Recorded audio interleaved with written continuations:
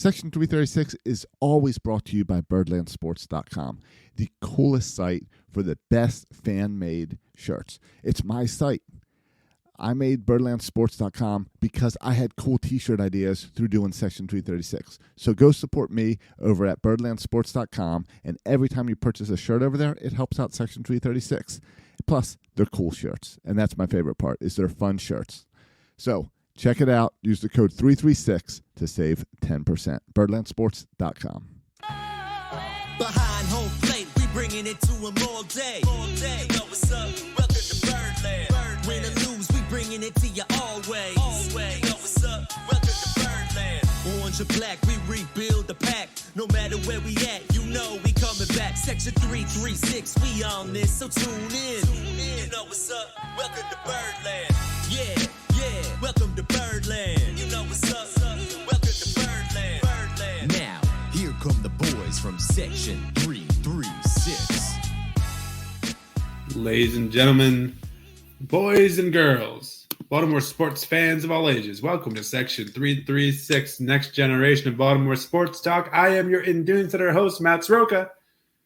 And as always, I'm joined by a guy who goes to bed each night dreaming of being the Tampa Bay Rays, the button lover, Josh Roca. Yeah, exactly. We've been saying that for years, right? Yeah, I just want to be like Tampa. We trust is we want to be like Tampa. Yeah. I wish we could have a field like Tropicana. I wish we could get rid of our stars before they became real stars. I wish I had all the World Series rings that the Tampa Bay franchise has. Exactly. We say that all the time. Oh, wait a minute. No, we've never said that. Yeah, if you've tuned in for your Orioles talk tonight, it's probably going to be a lot of Peter Angelos talk tonight. You mean John Angelos? John Angelos. I wish. Have you ever wanted heard Peter Angelos talk more than this weekend? I mean, I trust Peter Angelos way more than I trust John Angelos at this moment. Wow, Lou's looking pretty good at this point. I know. Where's hanging Lou? Somewhere? He's on a beach somewhere with my boy Brady Anderson with their shirts off. I bet people are missing Lou right now. Yeah. It definitely makes you wonder, but we got to get into this because there's a lot to talk about. Yeah, I love unpacking. I love unpacking owner quotes. That's one of my favorite things to do, unpacking owner quotes. So we'll get all into that today. Yeah. We'll also talk about, we've ignored kind of the new rules of baseball, so we'll get into some of the new rules and how they may or may not impact our Baltimore Orioles. Look at you teasing what we're going to talk about today. I'm running a professional show here. If I want to be like a Tampa Bay, if I aspire to be a Tampa Bay Rays podcast, right, we got to do it right. We got to tease the show. Exactly. We want to be the next WNST. That's right. I stumbled across this on Facebook, I think. His Nestor's letter to the Super Bowl. Did you see this? His letter did he write a recent letter to the Super Bowl? Yeah, just for this recent Super Bowl because he was uninvited to Radio Row. His media pass was revoked. Yeah, because he sorry, Nestor. You're as good as us now. You're a podcaster. Yeah. I mean, if we want to do, hey, Nestor, you want to do some cross-promotional stuff? Right. I'm down for it. But no, he wrote this long letter. It was just interesting. Entertaining? It was the ramblings of a delusional man, but it was entertaining. Last year he did like 4 podcast episodes angry at the Ravens for revoking his press pass. Oh, yeah. So this is I'm sure the Ravens recommended that they got invited to Radio Row. And like half his career has been anger at the Orioles for revoking his press pass. Yeah, just Baltimore franchise. Though I feel like, it's interesting because a lot of people love the way the Ravens are run. You have that with Nestor. And then Jason LaCampagna, he's made it his kind of life goal to call Steve Bisciotti cheap and that the Ravens are not doing business right and are kind of ripping off the fans. It's really interesting. Yeah. Well, though, again, he's in the minority. I don't think very many people are right. LaCampagna, come on over here. Let's talk about John Angelos. Yeah. Talk about ripping off the fans. Yeah, you got your owners confused. Yeah. But we'll get into. I think there are some good things though from the interview. Some things I'm happy about. Speaking of WNST, yeah, I was on Glenn Clark's show earlier today. Oh, you were? Yeah, and Glenn's never invited me on, but okay, go ahead. Well, I am now an advertiser on the Glenn Clark show. Birdland Sports. So Birdland Sports is advertising over there for a couple weeks right now. Okay. So I got the call as an advertiser to go on. But we were talking about, and I was telling him, I said, at this point, I am not sure which owner wants to bring a win into their franchise more, John Angelos or Dan Snyder. Yeah. Dan Snyder's got his issues, but I think he legit wants to win. Well, yeah, but the difference is, I don't think Dan Snyder will. I think this time next year, Dan Snyder will not be the owner of the Washington football team. And this time next year, John Angelos will be the owner of the Baltimore Orioles. That's the difference, too. Correct. So, but you're right. Like, and we'll get into it, but ownership matters. It does. It does. I'd love to have Steve Cohen. Yeah. I'd love to have a lot of people. And all right, we're going to break.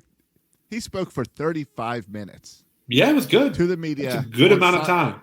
Unscripted.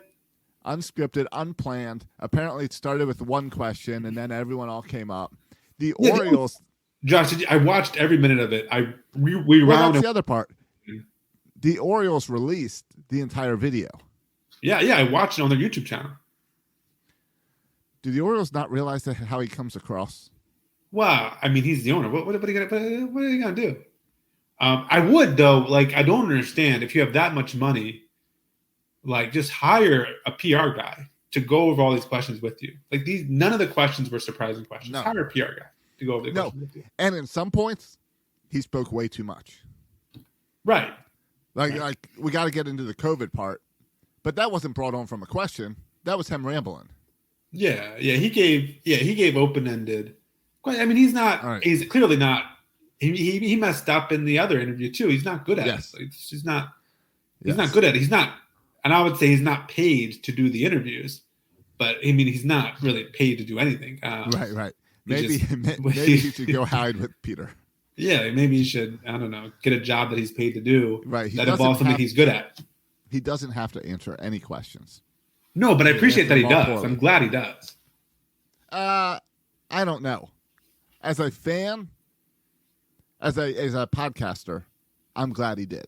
As a fan, I think I'd rather he kept his mouth shut. Yeah. We compared it before to the Ravens. Steve Bisciotti is pretty good at controlling the environment in which he speaks, right? Like, he'll only speak once a year. He doesn't really take questions. He just kind of does a little state of the Ravens and then goes back behind the scenes again, right? Right. And maybe John should meet up with Steve and get some advice on that. Yeah, I don't. I think they're different types of guys. That's very true. I don't. They know came about their money in different ways. I don't. Yes, I don't think you'd see Steve and John hanging out together. No, I have a hard time envisioning who John hangs out with. No, and it's funny. We know a little bit of who Steve hangs out with. Yeah, and Josh, you've seen the inside of his house. You're very yes. In an intimate way, yeah. We know he was close with Gary Williams. He was close with Cal Ripken. He's close with Ray Lewis, Brian Billick. He's close with other successful guys. Connected to Maryland in some way, yeah. Connected to Maryland. You don't see John Angelos at Preakness with people, at Terps games with people. John Angelos doesn't represent Maryland. Yeah, but for a guy who claims he cares so much about Baltimore partnerships. Right, he says the right things. He doesn't seem to build a lot of Baltimore bridges. Yeah. Correct. All right. So how do you want to? 35 minutes, unscripted. Where do you want to start with this? There's so much to break down, and I'm sure if you're listening to this, you've probably saw some of it on Twitter or reading about it. Everyone's wrote articles about it. But yeah, I guess let's start with the lead, where I think the biggest takeaway, and maybe you disagree, but I think the biggest takeaway was kind of the comparison, and we joked about at the beginning, the comparison to the Rays and the Guardians and the Brewers. And he said kind of repeatedly, this is his idea of sustained success, that they are going to be. Here's the quote about Tampa Bay specifically.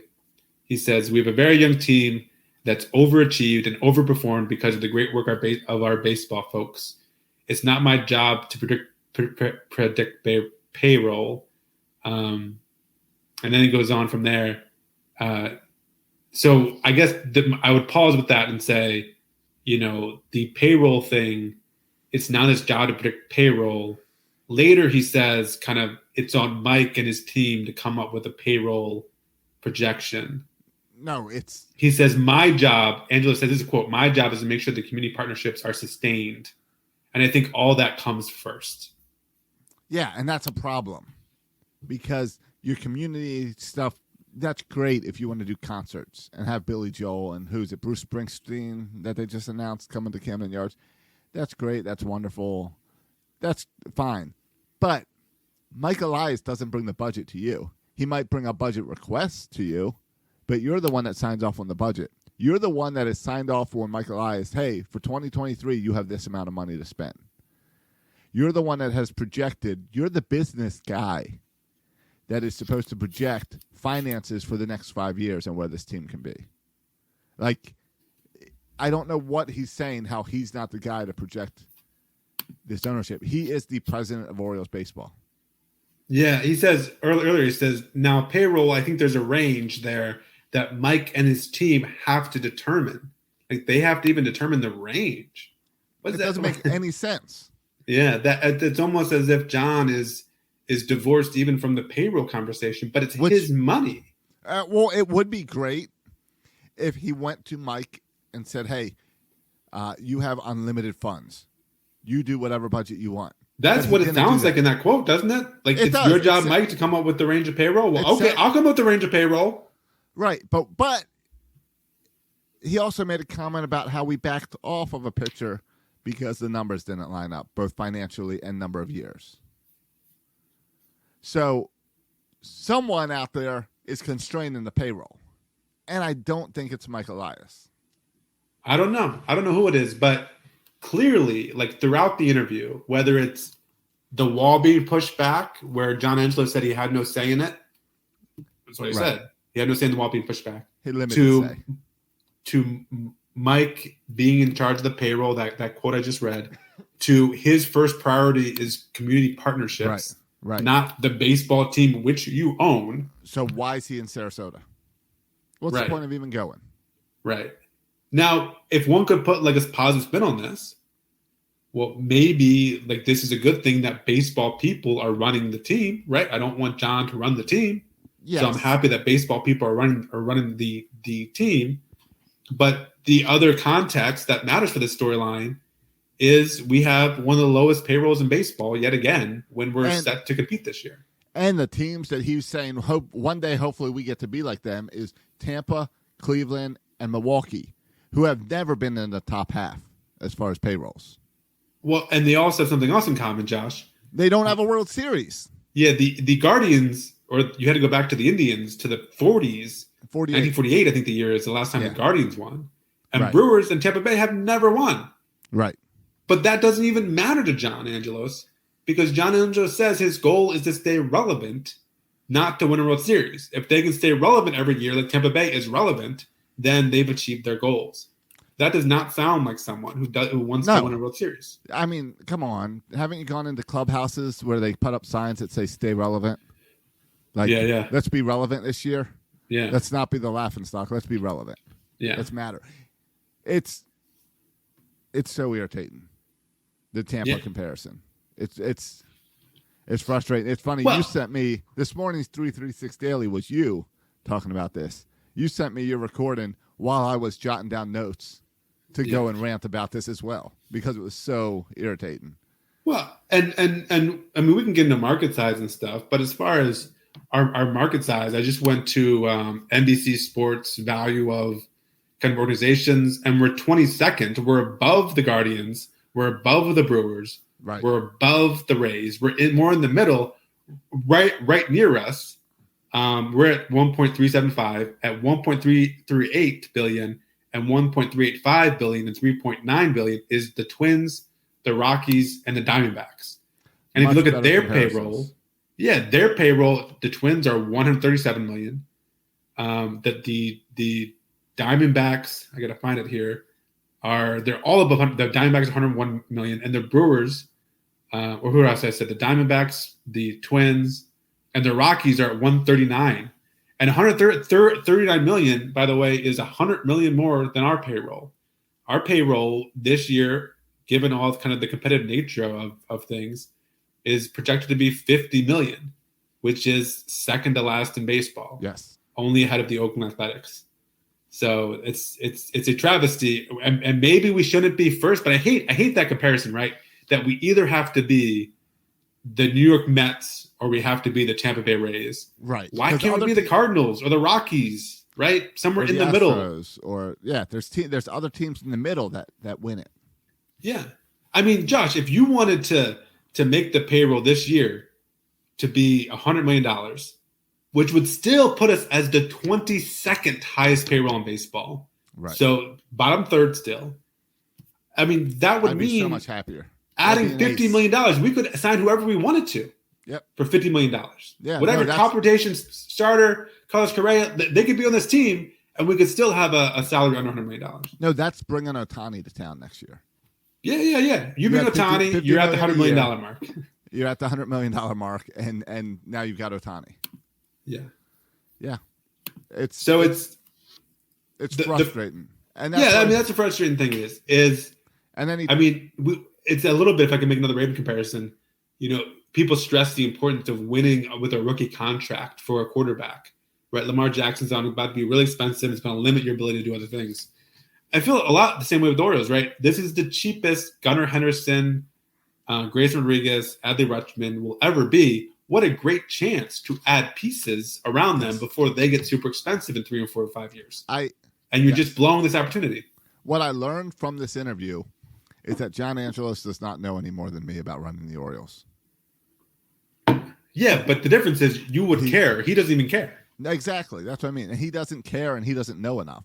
I don't even know if he's a fan of the Orioles, to be honest. I don't know. I don't know if he likes baseball. Right.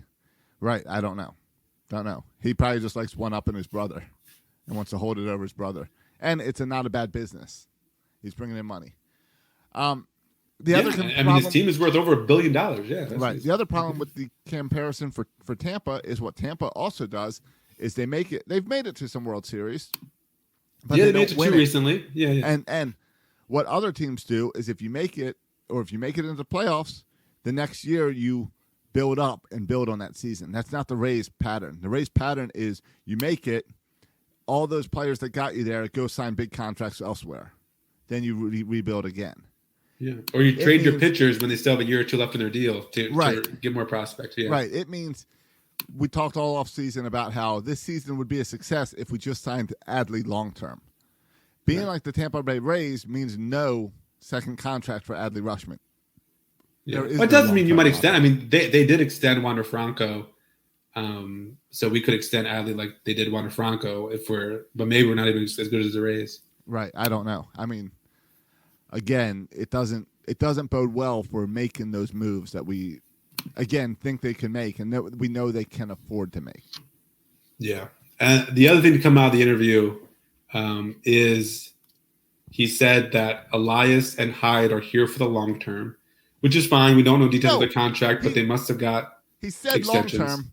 Did they get extensions? Yeah, they must have. Or are they still negotiating extensions because he won't say the time frame? You always I assume they have extensions. Why is it a secret? Because according to Angelos, it's an entertainment and community activity. It's sports, it's media. It's supposed to be a fun distraction. A lot of companies don't talk about their human resources issues and their employee contracts. But sports teams do. Because if you are a player considering signing with the Orioles, don't you want to know how long your manager's locked in for? Well, and even your general manager. Yeah. For football, you hear about it all the time with football about you don't want to play in that final year because your team, you can lose that locker room. Yeah, but he's pretty clear that he said, quote, Mike is here for the long haul. Brandon's here for the long haul. Yeah, we are fully vested. We're not going anywhere. And nobody's a short timer. Nobody's expiring in a year or two or anything like that. So I assume everyone's got at least 3-year extensions. You assume, but nobody knows anything. And it's not something that should be secret. It should be a very easy number. When you don't give concrete numbers, when you don't give concrete answers, and you give all this full round answers, it's as easy as you're just saying things. It doesn't mean anything. There's nothing behind it. You want to open up the books, but you won't say how long these guys are here. You're not committed. Maybe he's waiting until he opens up the books to talk about that. No, this is where this came up. He said, I will open up the books, but we're not going to go into that. Yeah. So we're not going to go into specific human resources stuff. Yeah, which is ridiculous because this isn't, you're not running a bank. You're running a sports team. This is public knowledge. Yeah, I think related to that, one of the more frustrating quotes for me, and by the way, when he said Hyde and Elias would be a long haul, he said he would be here for the long haul too. So yes, and any kind of hopes I held out that John would be selling and not be a majority owner anymore seems to be deflated with that. I hate I know the conspiracy guys, and I know that the Angelos haters go on this route. But when you don't give a concrete number, it's as good as saying the Colts will never leave Baltimore. Yeah. You need concrete behind that. You need to show us why. In relation, I think the most frustrating part of the interview for me is just this reeks of arrogance and this reeks of BS. Yes. He talks about the turnaround. He says, but we've done what we've done. I said we would bring major music concerts. We did that. When I say something like I'm going to sit down with you guys, explain the business from my perspective, I'm going to do it. I'm not going to say it and walk away from it. I couldn't do it the next day, but here we are. And maybe we'll just substitute that building for the warehouse. More to come on that. Josh, the arrogance of saying, it's so arrogant. I say it, I'll do it. This coming after a couple of weeks ago where he said, I'll open up my financials the next day, and he didn't do it. It's such BS. And I think this is a sign of a narcissist who thinks he's telling the truth. Like he thinks he's one of those guys where if I say it, I'll do it. And if I, my word is my bond, right? And he's just as total BS.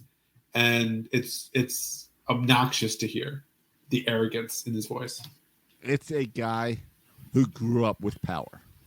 He didn't do anything to earn this. He didn't do anything to work his way up in a company. He was handed this, and he's arrogant, and you can tell it in the way he talks. And also, can I say that exchange? And it's a little frustrating because I recognize Dan Connolly's voice a little bit, but I can't see who's asking the questions. I kind of want to know who's asking. questions. I can tell you who's not asking the tough questions. Well, I know. I recognize that voice too. I didn't hear that voice at all. Yes, that was silent. I'm reading a blog about it, but I didn't read any of hearing the voice. The blog was pretty soft. Yeah, well, the blog was just a series of quotes. Just facts, yes. Just quotes with no commentary. That's a safe way to take it. But I could read the transcript, and it's the same thing. Just give me the captions. But I forgot where we're even going with this. I got distracted from Rocco Bacco. You were frustrated that you couldn't. Oh, I couldn't see who the question was. Can I also say it's kind of weird? Is this weird that he never apologized to Dan Connolly? Like Dan Connolly asked him, and I thought he was going to. I didn't think he was going to take his time to apologize, but I thought this would be an appropriate time to say, "Hey, listen, sorry about how I jumped down your throat about MLK." No, but he never even because he doesn't. Apology. No, because it goes back to that arrogance that he does not think he was wrong. Yeah, when everyone else in the world thinks he's wrong. Correct. Yeah, correct.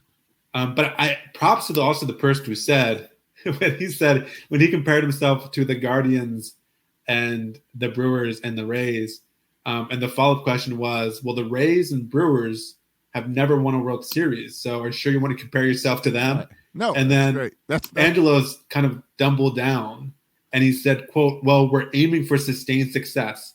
I think what you see in a place like Tampa, they have had sustained success. And then he goes on, that's a great thing about Tampa. That's a great thing to aspire to. I would be disappointed if we're not the next Tampa, which means being sustainably competitive and relevant. And I just want to say that quote was given in the context of, like, don't you want to win a World Series? And he responded by saying, no, we don't want to win a World Series. Yeah. We want to be like the Rays. So, okay. That's your owner. He is not. But you're right. We don't even know if he's an Orioles fan because he does not come across as a sports fan. He should at least wear an Orioles hat to at least. He comes across as a business owner. You're right. You're right. He's there, dressed down in a polo shirt. He should be wearing an O's cap. Josh, here's I'm sure your favorite quote, and this gets at the continual arrogance of the dude, the narcissism of the dude. So the question was asked about the Madsen dispute, like, can this thing come to an end? And here was John Angelos' response to the Madsen dispute, Josh, that has been going on for how many years? Here was his response. John Angelos said, quote, "I think the Madsen dispute is resolvable today, tomorrow. I'm oversimplifying, separate and apart from the appellate track. My goal, as you might be totally surprised to hear, is to never be around any litigation again. You don't need litigation to solve problems. You just need good partners. We can sort that out and solve it very quickly. Before that, after that, to your point, yeah, I think that's all possible." So, Josh, he thinks the Madsen dispute can be solved tomorrow. He's saying, and if he says he's going to do it, he's going to do it because that's the kind of guy he is. He's saying, "Oh, we just got to get out." I think what he's saying is, "Hey, Ted Leonard passed away last week. Let's all just get back in the room and work." They're trying to sell the Nats. They're trying to sell the Nats. Let's get back in the room and work this out. He's not admitting that there's a problem and that there's a reason for lawsuits. Lawsuits means that the right partners didn't work out. Where now he's thinking, it's a leverage thing. It's a guy who was born. It goes back to being born into this. He doesn't know how to run a business. He doesn't know how to build a franchise. He doesn't know what he's doing. The fact that he thinks the new owner's going to come in, he can walk in the room and strike a deal is preposterous after all these years of disputing it. No. Preposterous. Every bit of respect that employees have ever given him was because he was born into these positions. What job did he have outside of working for the Orioles? I don't know his resume. For the past 25 years, I mean, isn't he a lawyer? Didn't he go to school to be a lawyer? He went to Duke, and then he went to Baltimore School of Law.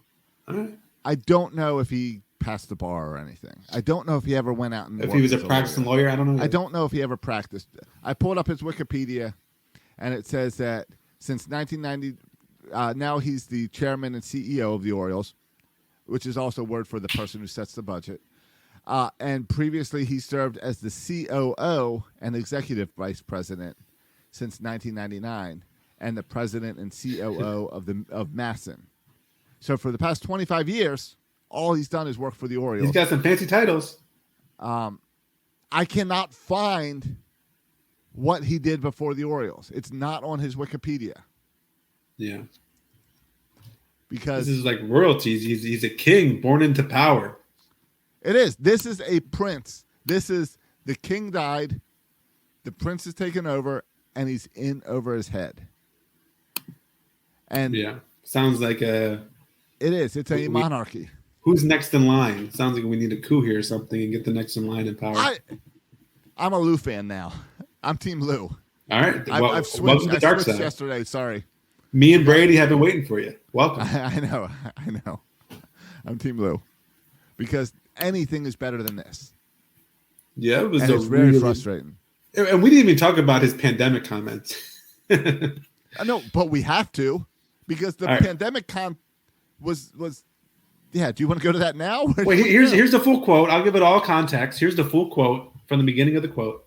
He said, quote, "We committed, as you guys know, in 2018, 2019 to a full rebuild, not have a foot in every camp, take the best baseball advice, and we committed to that, and we've done it.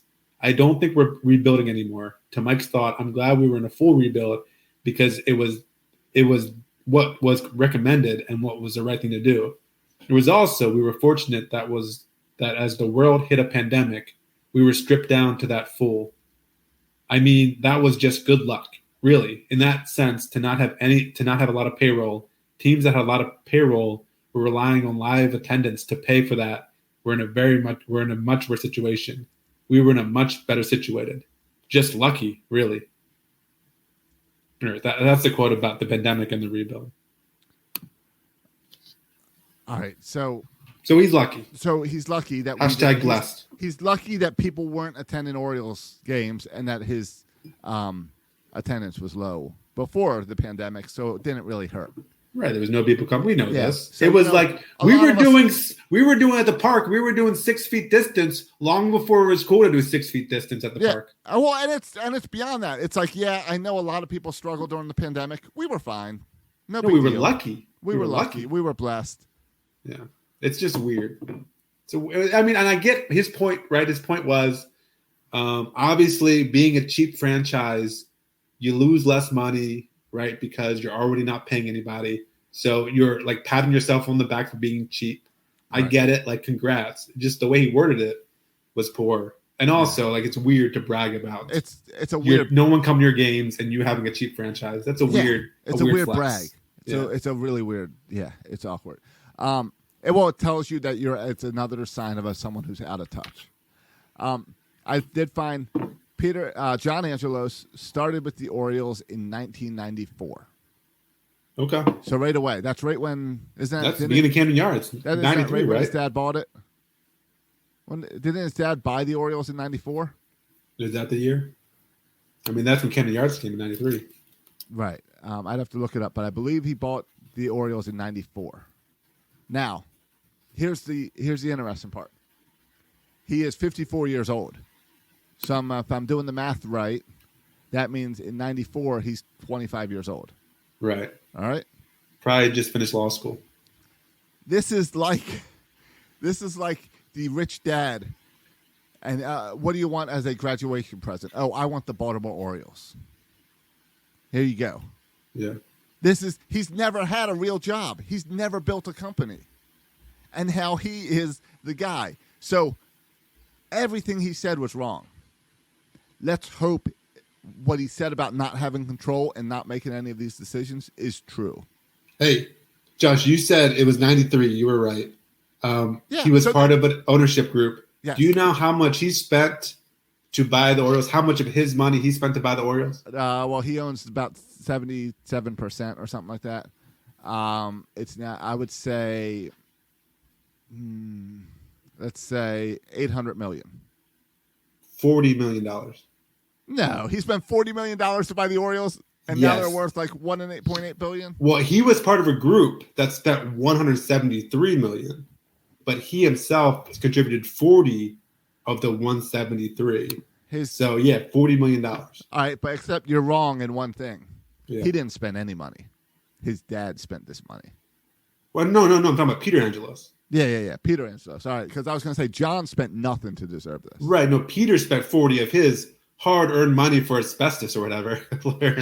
Some people for asbestos. So he spent the 40 million, but the whole group was 173 million, which he was the chief kind of investor on that. And by the way, $173 million, Josh, at that time in 1993, according to Wikipedia.com, that was the highest price paid for any sports franchise ever in 93, $173 million. Isn't it insane? It's insane. John Angelos doesn't know what he's doing. And John Angelos... But Josh, to his credit, he knows that. That's why he's focused on community partnership and giving all kind of the reins to Mike Elias. All right, you want to get real. John Angelos, do you think he's really doing any of this community relationships stuff? Do you think John Angelos has anything to do with booking these concerts?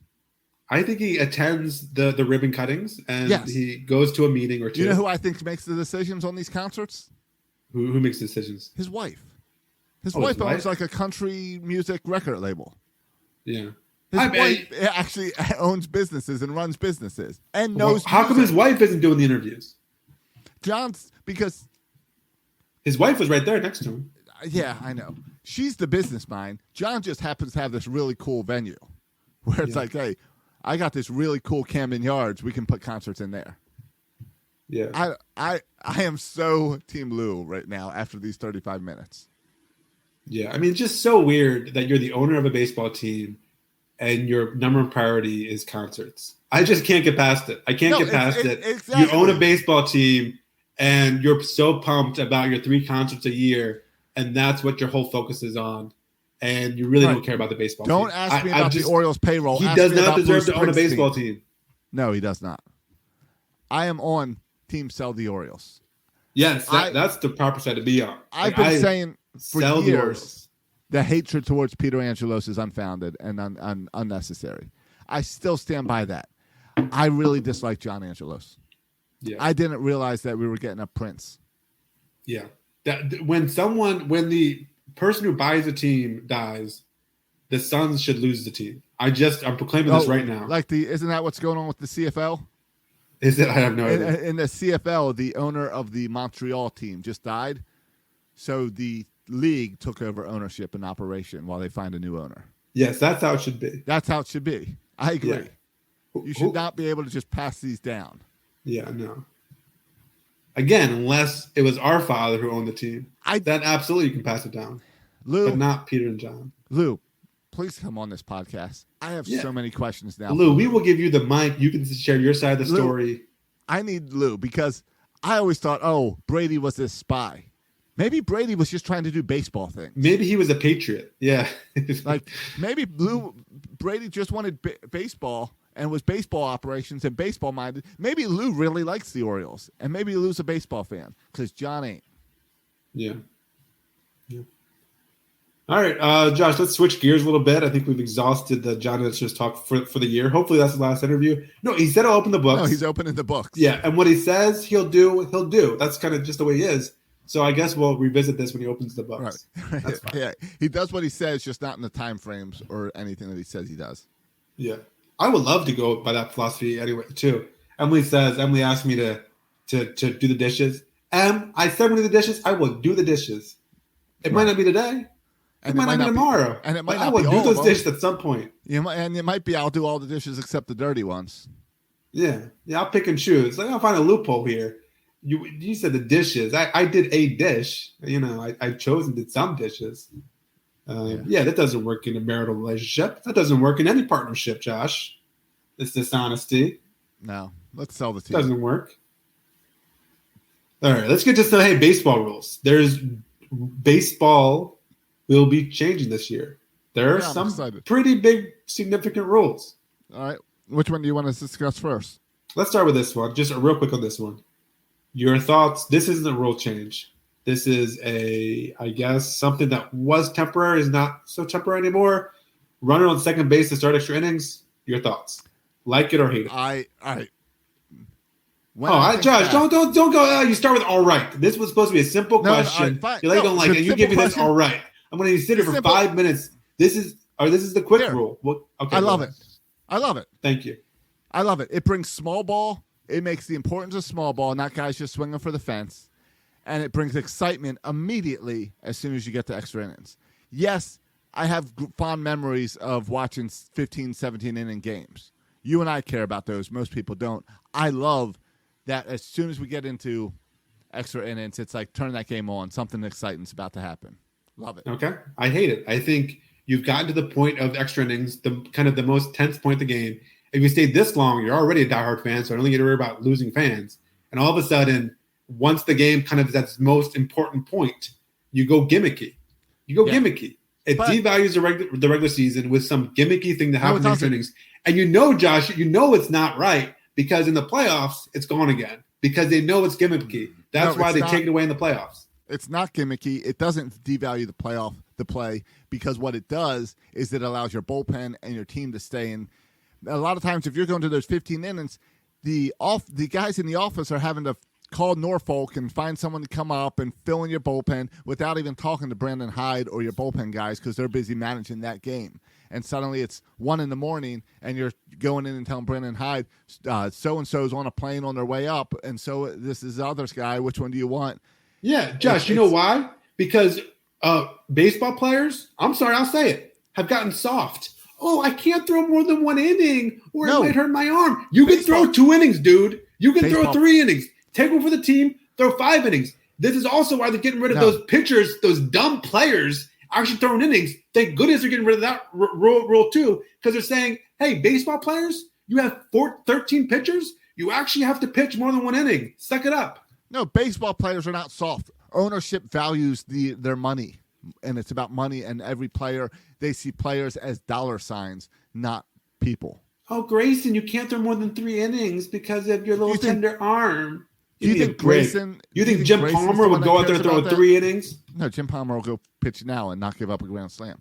Yeah, and then throw a complete game. He's not getting pulled out. No, that's not. But that's not John. That's not Grayson that's worried about his arm. It's other people. Yeah, that's what I'm saying. Everyone has gotten soft, and sure. pitchers need to throw more than 1 inning. I'm sorry. I'll give you that. I'll give you that. That's fine. But I do like the excitement. I just mentioned real quick. I just remember this. I wasn't going to talk about it, but they changed that position players can't pitch unless specifically happens they get to be up by 8 runs or something. Right.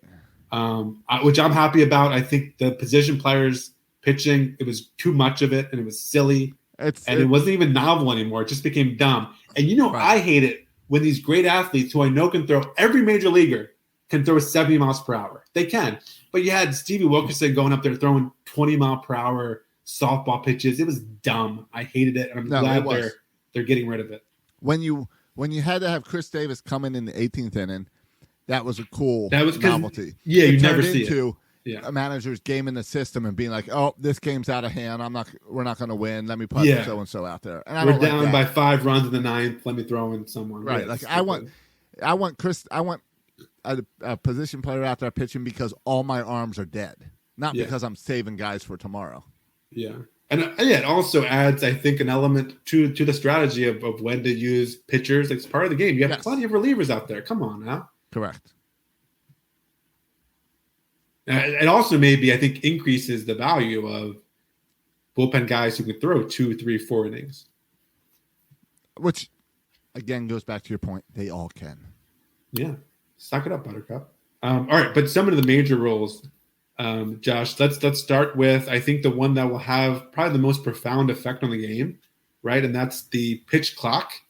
There is a 30-second timer between batters and a 15-second timer between each pitch. With the bases empty, 20 seconds when there's a runner on base. Josh, they feel like this will speed up the game and increase the pace of game and reduce the overall time it takes to play a game. Josh, how do you feel about the pitch clock rules and what effects you think will have on the game and on the Orioles? I don't know. I don't think it'll have that much in effect. I guess it will a little bit. I do say, you don't need 15 seconds to tighten your batting gloves. Your batting gloves don't magically loose on your swing. So I'll say I know there's some mental stuff going in there, and I know sometimes there's pitcher-catcher confusion going back and forth, but with PitchCom, it takes out that excuse. So, yeah, I have no problem with it. All right, keep the game moving fast. I don't know. I haven't seen the math. It's not going to save a ton of time, but it's something. They project it'll save when they did it with the minor leagues, it saved an average of 25 minutes per game. That sounds pretty significant. That is significant. But what I think it does more is it speeds up individuals. So if you turn on the game at any point, you're seeing a throw. Yeah. You're not seeing guys stand around. Yeah, I think it's 100% the right move to do. Pitchers taking way too long. Like, just let's go play baseball. It's going to make the game more entertaining. And listen, I go a lot of minor league games. And the minor league game is more entertaining because, like, you can't look away because there's always another pitch coming. Right. The majors gotten silly with how long they take between pitches. So I think this is a great thing for the game. I think advantage a little bit hitters because pitchers have less time kind of to rest between pitches. But, yeah, I don't know if the Orioles will benefit from it or not, but I think it's good for baseball and good for fans. Yep. Next next rule change we can talk about is how about the shifts? There's no more shifting allowed. I guess the technical rule is that a defensive team must have 4 players within the outer boundary of the infield and 2 infielders on either side of second base. So you can't have 3 infielders on one side of second base. Yeah. But what we know about baseball is people like to talk about the unwritten rules of baseball. But what unwritten rules of baseball really mean is baseball loves their loopholes. And baseball is going to find loopholes around this. I think what we're going to see like the left fielder come over and play short fielder. Yes. What you cannot do, and they came out explicitly saying, you cannot, once the pitch is thrown, run over to the other side of second base. You cannot do that. Right. That'd be a violation. Yeah. But you can move a left fielder over. You can move your outfielders in because there's no rules with the outfield. Yeah. So I think you'll see a little bit of that.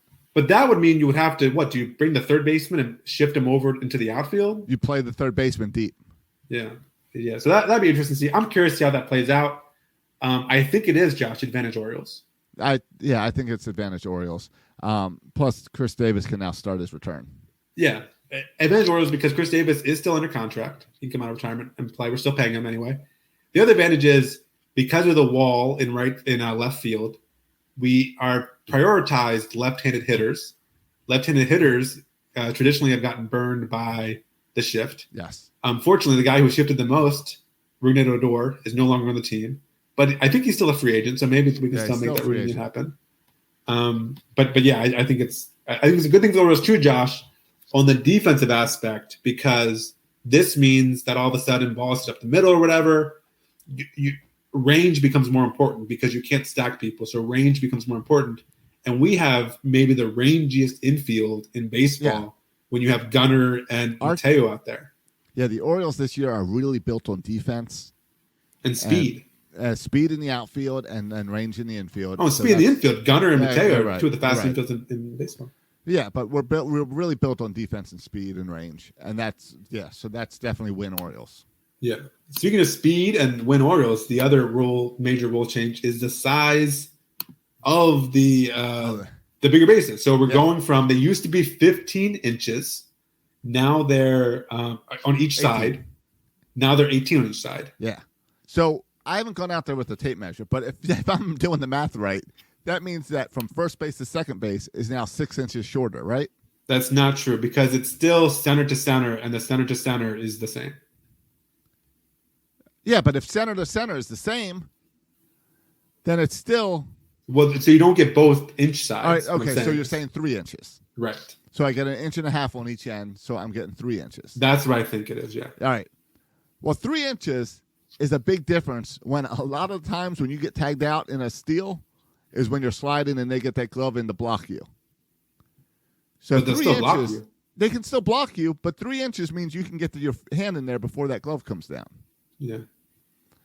So those bang, bang plays now all of a sudden all go to the runner. So how many bases is Cedric Mullins stealing this year? Last season, what did he have, 33? 2 years ago, he was a 30 for 30. Last year, I think he was over 30. I don't know off the top of my head. I'm going to say 45. I should know this, but because I just made a prediction. Yeah, he stole 34 last year. Yeah, he had 34. I'm saying he hits 45 this year. Okay. I wonder. What do you think? My biggest issue with stealing bases is I always hate it when they slide to second and their foot kicks up because of force and it bounces off second base and then they tag them and their foot was off second base for half an inch. Yeah. For half a second, and so they call them out. I always hate that. If they could find a way to not have the foot bounce off the base like that, that'd be magnets, great. Really something strong like magnets. That. Yeah. But I don't. I go back and forth. I think on the other hand, I think it might not make any difference at all. I don't think it does. It's supposed to be safer, and I don't really know how it brings safety into it because it's not the double bag you use in softball. They said injuries were reduced by 13% in the minors when they instituted these bigger bags. I don't know what that means. And but that's what they said. And how much were stolen bases increased? I don't know that stat. Yes, because they probably don't really have that stat. It says here we go, Josh. It says the success rate on steal attempts in the minors with a bigger base increased between 1% and 2%. So not much a percentage increase. Not much. I think because of the bigger bases and because of the bigger bases being new, at least at the beginning of the season, we're going to see teams being a lot more aggressive on the base paths. Because even if it's just the mental aspects of having that 3 inches less. Yeah. Okay. Here you go. Here's what. I'm bad at math. It says the bigger bases reduce the space between home and first by 3 inches, and between first and second by 4.5 inches. But it doesn't affect the sacred 90 feet between bases because it's never been 90 feet between bases. The measure from home plate is to the back of the corner base, and the measurement from the corner bases is to the center of second base. That's unchanged. But you're right. So from first base to home, 3 inches less, and from first to second, 4.5 inches less. Yeah, see, and that is every so that's play. That's every play that you've seen a replay of. Yeah. Every play that they review is now going to the runner. Yeah, but it says that it only increased the steal percentage by 1 or 2%. You can't figure that out. Maybe they had a slow class of minor leaguers. There's a lot of Adley Rutschman was catching some of that year, so he's throwing everybody out. So that you got to take that into account. Exactly. I don't know. It'll be interesting to see how the numbers go. But yeah, I expect them to be aggressive because of that. But also advantage Orioles because speed. I mean, just base running in general, home plate to first, infield hits. Will Mullins bunt more? Will Mateo bunt more? Then when you run, even doubles, right? We got that huge wall in left field, a lot of speed. doubles and triples. Mateo loves to hit triples. Will we see more doubles and more triples because of this as well?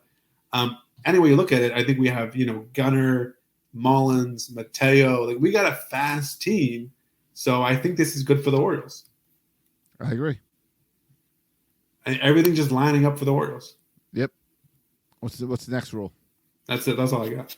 Well, the final rule is the division changes. 16 games instead of 19 games or whatever. 13 games instead of 19 games against your division. Oh, the schedule, yeah. We schedule, talked about that before. Huge advantage Orioles. Huge advantage Orioles. Yep. Yeah. The other thing is, just throwing these other rule changes. I haven't seen this talked about a lot, but you can only throw. You can only do 2 pickoffs attempts. Yeah, I don't like that. And on the third pickoff attempt, it's a balk unless you get the runner out. Right. So it's they're saying you get 2 freebies, and the third one it's it. Yeah, you better get it or it's a free base. And that's I don't know if that will change the game at all, really. No, but I don't know. It's trying to keep. It's weird because I'd say, all right, well, if I'm on that third, if I've already got 2, it's to stop the runner from if there's 2 throws to me. Okay, now I can walk all the way to second base because they can't pick me off. But they can. But now they can as long as they get you out. As long as they get you out. So what do? Take an extra step and a half? You take a little bit after that. You're going to take a little bit of a stretch. Yeah, I wonder if it'll make players try to kind of cause throws, troll the pitcher to throw over there, and maybe actually lead to more pickoffs. I don't know. I think it's going to be interesting to watch. I don't think it's going to end up being a really big deal because I don't think most players throw over there a ton anyway. But it might give the pitcher something else to think about when Mateo is running. Right. Yeah, so I'm going to be interesting to see how that plays out as well. I think I like the rule, but I want to see it play out a little bit. It's to prevent a pitcher just thrown over to first base 5, 6, 7 times. It's all to get these games down to 2.5 hours. And increase the excitement, right? Because they want more base stealing. They want more singles and doubles and triples. They want more of that. Yes. And all these rules kind of encourage that stuff. Right. Without doing anything drastic like changing the pitcher's mound or something. Right. So, yeah, I think it's all good. I'm on board with all of it. Good. Me too. I have some questions about the runner on second, depending on when you ask me. I think the shift is – I was team band shift long before it was, cool to do. And I love base running and steals, so I'm a fan of the bigger base. I think that's exciting parts of baseball. Yeah. The next rule is I think they should make the wave mandatory at every stadium in every game around the 8th inning of close games. I think they should make the wave mandatory, and they do that rule, and I'd be happy with all the rules of baseball. So, yeah, sure. I'm not even a point to touch the wave right now. All right. I'll let you have that one. All right. Anything else you want to talk about before we get out of here? I do want to talk about Masson only carrying 3 Oriole games. Well, 4, Josh. Last year was 3. They've upped it to 4 this year. One of them is being broadcast by the Red Sox team, and they're just rebroadcasting it. So can you really say 4 if you don't provide the cameramen or the announcers? Josh, you want to hear the quote? Sure. From John Angelos about Masson. Let's end it with John Angelos. We started with here. Let's go full circle and end with John. He said about Masson, he said there are networks that do greater numbers than we do of spring training games. Spring training games, it is a business decision, a judgment call. It doesn't mean, by the way, that I know that the way we do it is right. Spring training games are relatively low-rated games. They're very low-rated. Yeah. Most of them are in the afternoons on weekdays. The only professional sport that's really still doing anything on the afternoons and weekdays is probably horse racing. It's a tough putt. It doesn't mean you should or shouldn't, but it's hard to make it pay. So, Josh, the reason he doesn't do spring training games is because he doesn't want to pay Jim Palmer and Kevin Brown? Is that serious? Those guys do not have to do it. You can give Dan Connolly $50 to do it. So why don't they do it? What's so expensive about spring training games? I'll be honest. I understand that there's 6 cameramen and a producer back in Baltimore. So there's 3 producers. I don't know. There's a team of, let's say, 25 people to put this together. I get it. And I know it's cheaper to replay World Series of Poker. but you own the team. You own the broadcast rights. You want more people to care about the Orioles? Have the Orioles on that channel 24/7. Have it. If I flip by Masson, it's showing either a spring training game. All right, so people don't watch training games at night. Replay it or during the day. Replay it at night. Let me come home from work, flip on Masson, and have the Orioles in the background. No matter what time I turn it on, play the spring training games. Play the real games. Play throwback games. I don't care what. Do your own spring training report. Do anything you can. We talk all about teams needing to do better at social media. You own a TV station. Fill the thing up. Flood the thing up with Orioles so that when people flip by, it shows Orioles. If you had Masson broadcasting Orioles all the time, you know how many restaurants, gas stations, gyms, hotels would be broadcasting Masson in their lobbies nonstop because it's cool, something cool to have in the background rather than poker or horse what's racing. going on? You own the station. You own the station. It doesn't matter what you say. You own the station. You don't even need broadcasters. You could put on and use the radio broadcasters. You could go on and say, "Hey, it's spring training." Steve Molesky has called games before. Let Steve Molesky call it. He'll do spring it training for nothing. Yeah. You could have spring training. You can have anyone you want in it. You can have. So you've got the minor league guys. Have them come in and broadcast it.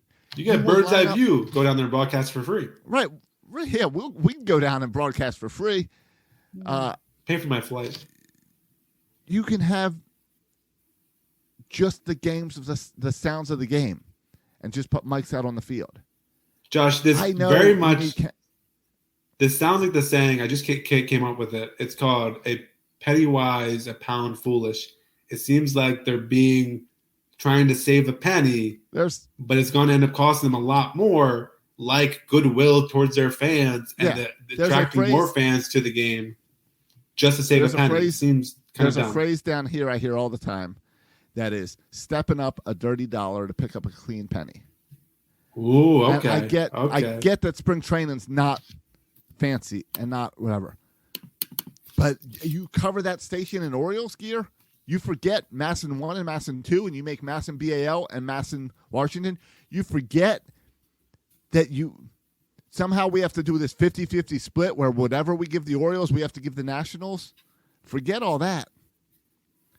And make Masson BAL and do Orioles 24/7, and the fans will come around. The fans will come back to the stadium. Everything goes up if you invest in the team. You invest in the team on the field. You invest in the broadcast. You invest in the streaming, and it all helps the big business. Yeah, but, I mean, you don't have an owner who seems to be very interested in that, Josh, unfortunately. Yeah, I know. Again, I don't. You know what I like about the NFL?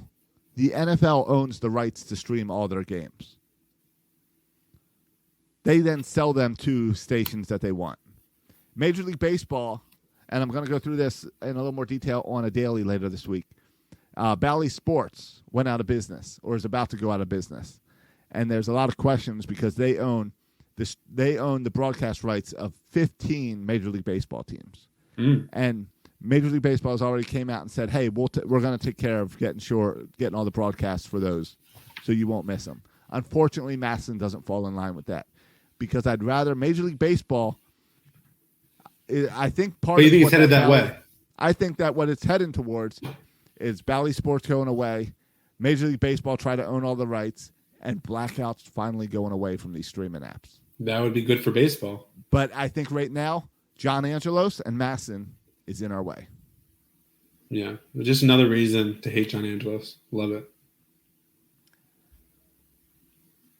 I mean, it's full circle, our hate for John Angelos. Yeah, enjoy those three spring training games. Yeah. I mean, how come they broadcast every game?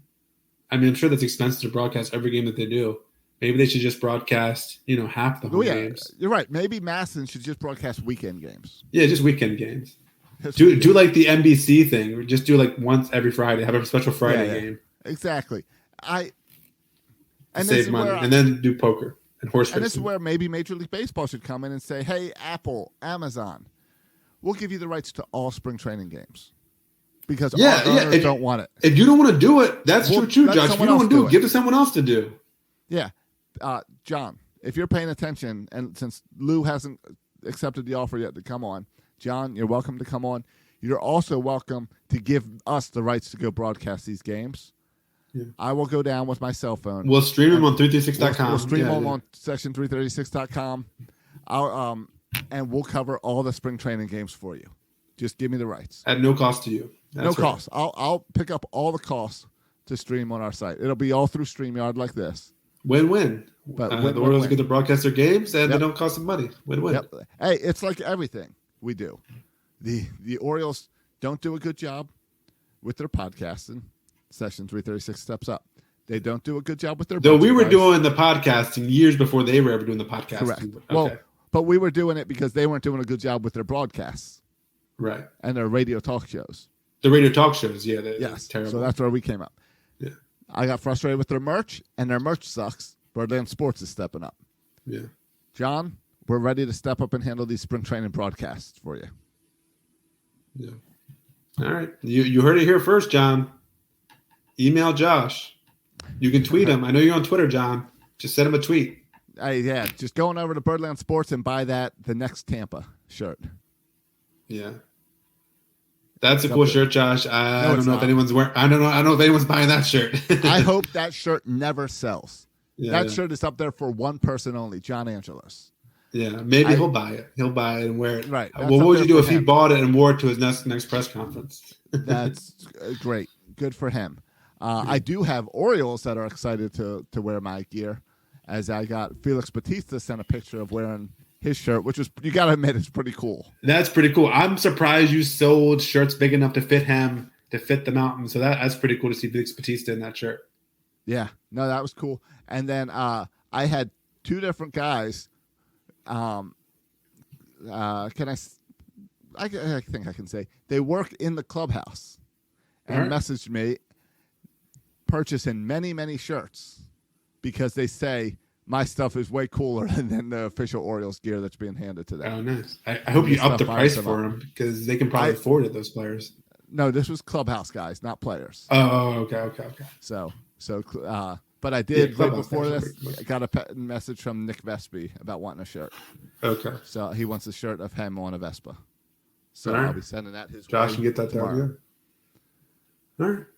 So very cool with Josh. You keep on doing your thing over there, Birdland Sports. Keep checking out Birdland Sports, and thanks for the support over there. It's been pretty awesome to see Orioles fan come around and support me there.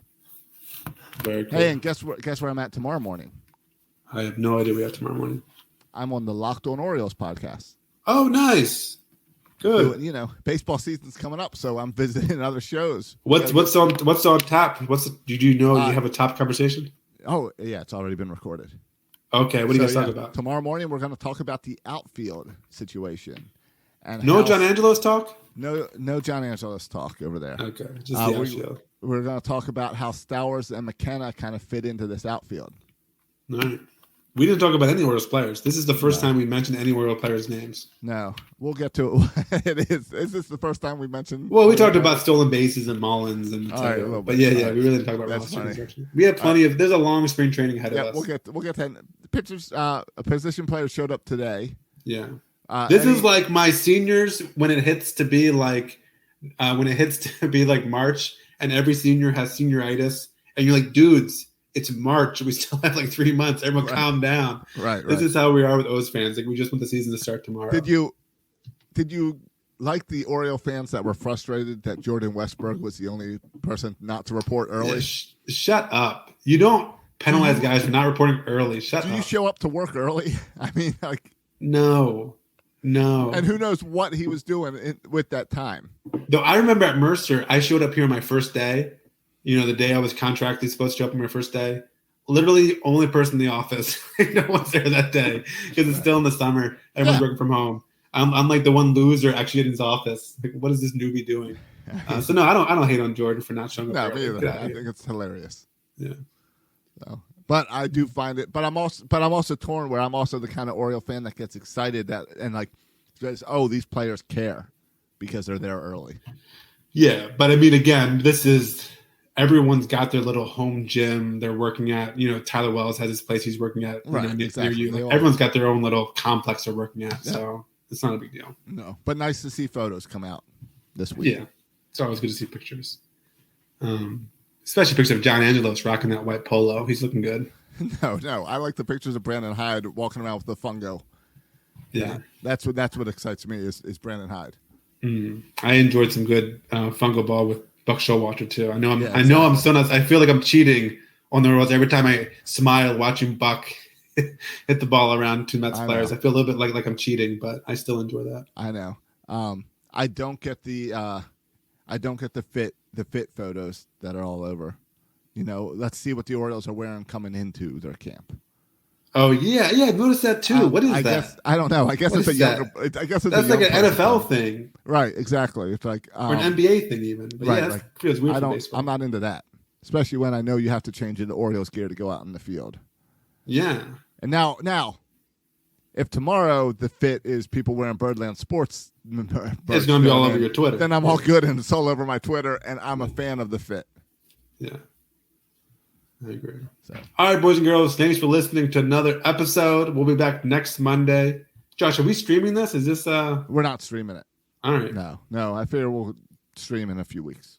All right, sounds good. All right, well, you can follow us, our dailies every single day. Just subscribe to section336.com. Monday through Friday. Subscribe on Apple. Monday through Friday.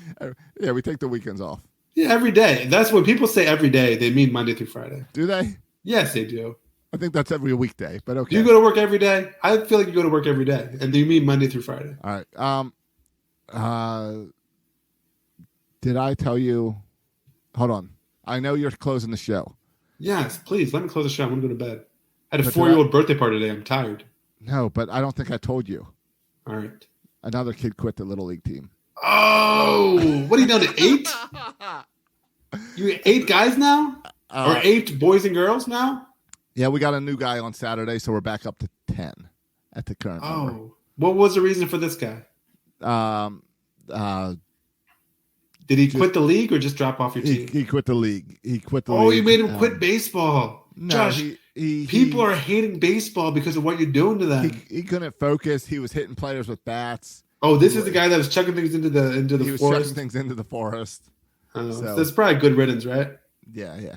So I don't know if I have updated you on that, but got a new kid. Had a scrimmage this past week. That new kid was pulled from a real team. He's probably so pissed. No. This new kid was a waitlist kid. Oh, there's waitlist? How did you get a waitlist? This is Little League. I guess because they signed up late, maybe? Yeah, I don't know. But our first game is on Saturday. Oh, nice. So we'll see how that goes. You have your lineup ready? Josh, did you tell players no one can get sick? No one can get Yes, I did. They're late? Yes, I said everyone has to be here. I told the parents everyone plays. No one can be late. No one can be sick. Everyone's got to play. We've got one bench spot. Yeah. And I said everybody pitches because there's pitch limits and rules and stuff for 9-year-olds. So if I play 2 games in like 3 days, I need like 6 pitchers or something. So I said everybody's pitching. That could be interesting. It will be a real disaster. So I'm sorry to stop us from getting out of here, but I needed to share that news. No, I appreciate it. Anytime someone drops off your team, I want to hear about it. So I appreciate that update. Last one. Yeah, it better be. All right, boys and girls, you can follow us on Twitter. You can follow me on Twitter at Section336. You can follow Josh on Twitter at Josh Soroka and at Birdland Sports. Thanks for listening, boys and girls. And as always, go O's. Sell the team.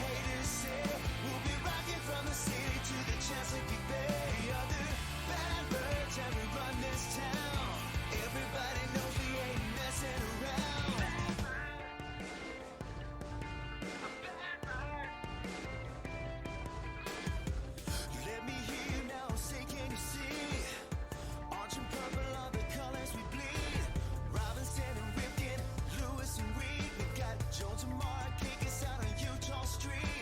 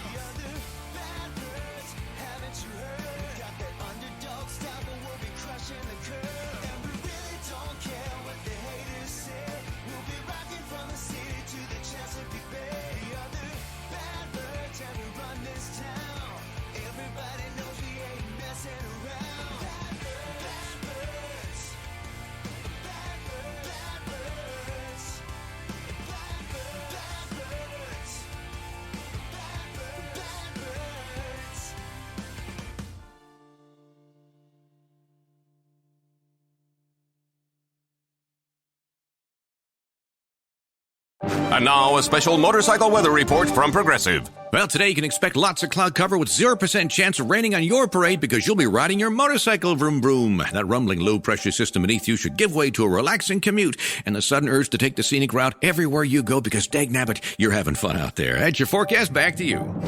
This has been a special motorcycle weather report from Progressive, where every day's a beautiful day to ride with coverage from America's #1 motorcycle insurer. Get a quote today and see what you could save. Progressive Casualty Insurance Company and Affiliates.